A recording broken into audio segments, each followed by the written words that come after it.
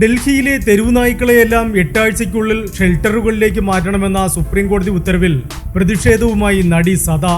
ഇത്രയും ദിവസങ്ങൾക്കുള്ളിൽ ലക്ഷക്കണക്കിന് വരുന്ന നായ്ക്കളെ ഷെൽട്ടറുകളിലേക്ക് ഒരിക്കലും മാറ്റാൻ കഴിയില്ലെന്ന് സദ പറയുന്നു. ഇവയെ കൊല്ലുക എന്ന ലക്ഷ്യത്തോടെയാണ് ഇങ്ങനെ ഒരു തീരുമാനമെന്നും ഇതൊരിക്കലും അംഗീകരിക്കാനാകില്ലെന്നും നടി പറയുന്നു.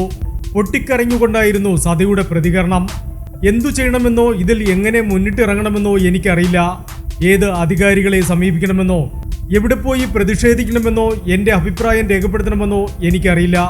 പക്ഷെ എനിക്ക് പറയാൻ കഴിയുന്ന ഒരേ ഒരു കാര്യം ഇത് എന്നെ ഉള്ളിൽ നിന്ന് കൊല്ലുന്നു എന്നതാണ്. ഇത് ശരിയല്ല. നമ്മളെ ഓർത്ത് ലജ്ഞ തോന്നുന്നു.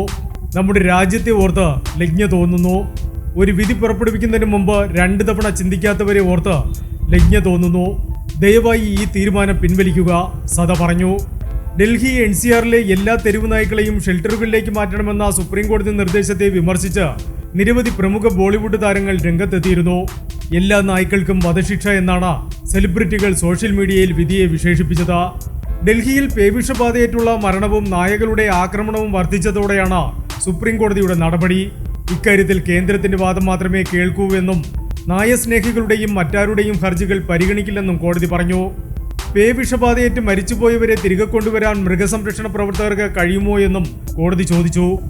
തെരുവുകൾ പൂർണ്ണമായും തെരുവുനായ മുക്തമാക്കാനാണ് ആഗ്രഹിക്കുന്നത്. തെരുവുനായ്ക്കളെ ദത്തെടുക്കാനും ആരെയും അനുവദിക്കില്ലെന്നും ബെഞ്ച് കൂട്ടിച്ചേർത്തു. Entertainment desk, movie max.